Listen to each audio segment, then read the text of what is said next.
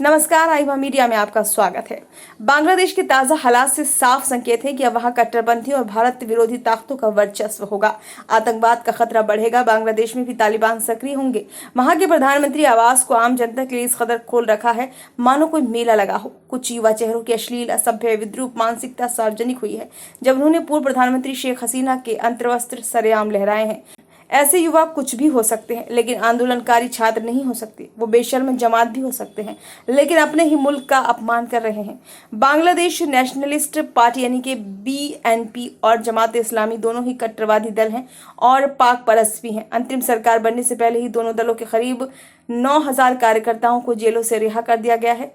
पूर्व प्रधानमंत्री खालिदा जिया और उनके पुत्र तारिक रहमान की सरपरस्ती में इन दलों ने आम जनसभा को संबोधित भी किया है।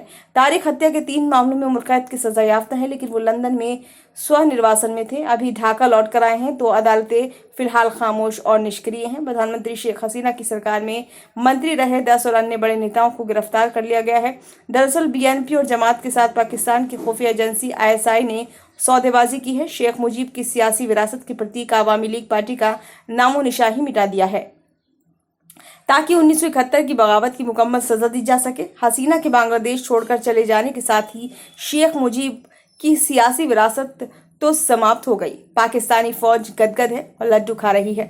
ऐसी सूचनाएं भी हैं कि ISI लंदन में तारिक रहमान और जमात के नेतृत्व के साथ 2018 से ही तख्ता पलट की साजिश रच रही थी, लेकिन अभी तक नाकाम रही थी। मौजूदा आंदोलन का आवरण छात्रों का था, लेकिन उनकी आड़ में जमात और BNP के कार्यकर्ताओं ने ही आंदोलन को तख्ता पलट का रूप दिया था।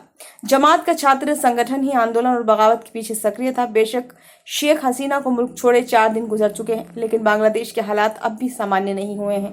करीब 125 लोग बीते एक दिन में मारे गए हैं।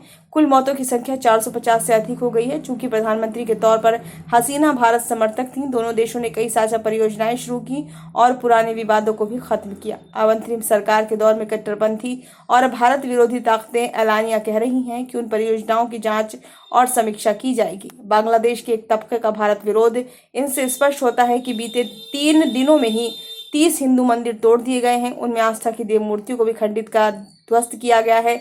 मंदिरों में आग लगा दी गई है। हिंदुओं के 300 से अधिक घर और उनकी दुकानें भी तोड़ी गई हैं और आगजनी भी की गई है। बीते कुछ सालों के दौरान करीब 3600 हिंदू मंदिरों को तोड़ा जा चुका है और उन्हें आग के हवाले किया जाता रहा है। ऐसे में सवाल उठता है कि क्या बांग्लादेश हिंदू विरोधी भी हो रहा है। बांग्लादेश में हिंदुओं की आबादी अब मात्र 7.9% है, जबकि 1971 में देश निर्माण के वक्त ये आबादी करीब 23% थी। बेशक हिंदू घोर अल्पसंख्यक हैं। क्या मोदी सरकार प्रभावी हस्तक्षेप करेगी? BNP की सरकार पहले भी बांग्लादेश में रही है। जमात भी भारत का विरोध करती रही है।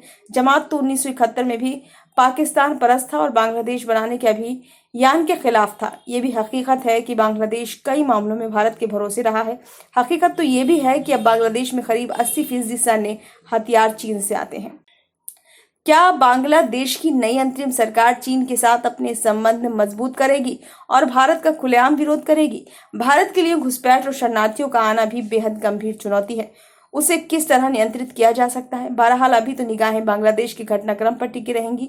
शेख हसीना का अगला कदम क्या होगा, ये भी एक सवाल है। हिंदुओं पर हो रहे हमले भी चिंता पैदा करते हैं। ये वीडियो आपको कैसा लगा? यदि अच्छा लगा हो तो लाइक कीजिए, कमेंट बॉक्स में अपने सुझाव दीजिए। यदि आपने इस चैनल को अभी तक सब्सक्राइब नहीं किया है तो कृपया से सब्सक्राइब कर दीजिए।